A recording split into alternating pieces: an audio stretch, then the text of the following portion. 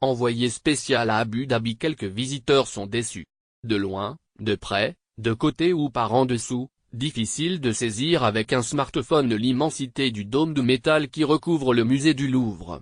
Pas celui de Paris, celui d'Abu Dhabi, à près de 7000 km de là. Celui Emmanuel Macron a inauguré mercredi à l'occasion de sa visite officielle aux Émirats Arabes Unis, sa première dans un pays du Golfe. Tout un symbole pour ce président qui les adore et qui, une fois de plus, en a joué jusqu'à l'usure. Initié par Jacques Chirac dans la foulée des attentats du 11 septembre 2001, lancé par Nicolas Sarkozy, ce projet de Louvre du désert devait voir le jour en 2012, sous François Hollande. Un dôme de métal monumental donc, en forme de mouche à biais pour ne laisser passer que quelques rayons de lumière en fonction de l'heure de la journée. En dessous, l'architecte Jean Nouvel a bâti une médina, 26 bâtiments blancs qui abritent les œuvres d'art. Play vidéo play mutocure team 000/duration team 000 loaded 0% 000 progress 0% 000 progress 0% stream type livre meaning team 000 playback ratin chapter description off, selected description subtitle off. Selected subtitles caption setting, open caption setting dialogue caption off, selected captions audio track fuscanti à modal window. Caption setting dialogue beginning of dialogue window. Escape will cancel en closed window. Text color white et black red grand bleu et yellow magentation transparence opaque semi transparente background color black white red grand bleu et yellow magentation transparence opaque semi transparente vient de color black white red grand bleu et yellow magentation transparence transparence mi transparente opaque foncise 50% 75% 100% 125% 150% 175% 200% 300% 400% text edge style non resided press d'uniforme drop shadow font family proportional sans serif monospace sans serif proportional serif monospace serif casual script small caps de faute donne un pont entre l'Occident et l'Orient. Le Louvre et 12 autres musées français en ont loué près de 600 à leurs cousins d'Abu Dhabi. Pour un pays comme la France, se séparer, même sous forme de prêt, de quelques-unes de ses plus belles œuvres, cela ne va pas de soi. C'est même de la torture, a plaisanté Emmanuel Macron. Sans doute.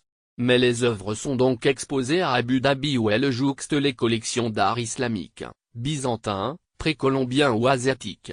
L'idée consiste à créer ce pont entre l'Occident et l'Orient, à faire dialoguer les cultures et les civilisations à travers ce musée, explique-t-on à l'Élysée. Le projet avait pris du retard.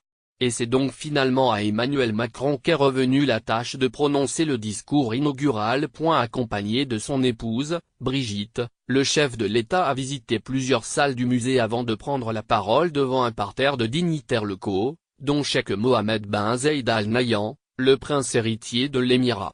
Mais si Emmanuel Macron a salué l'architecture du lieu, il a surtout profité de son discours pour se livrer à une charge virulente contre l'obscurantisme religieux. Vous êtes le point névralgique où se rencontre le monde occidental et l'oriental. Vous tenez ce point d'équilibre entre les continents européens, africains et asiatiques, a-t-il lancé en expliquant que, de par leur position géographique, les Émirats Arabes Unis se trouvaient surtout au cœur des tensions géopolitiques qui secouent le monde. Une allusion à la montée des tensions entre l'Arabie saoudite et l'Iran voisin mais pas seulement. De manière indétricotable, irréductible, nos religions sont liées.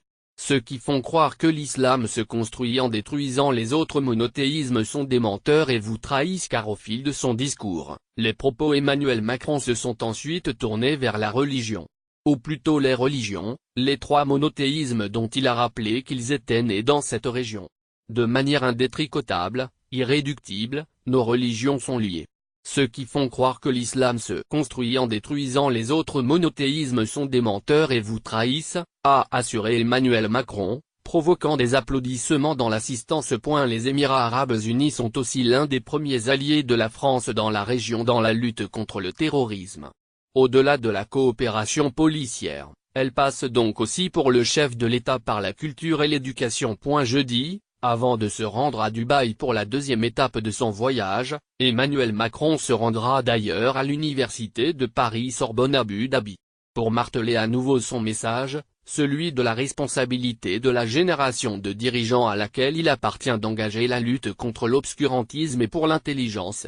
Au Louvre, pour achever son discours, Emmanuel Macron l'a assuré, ici commence le combat d'une génération pour notre jeunesse, contre tous les replis et les discours de haine.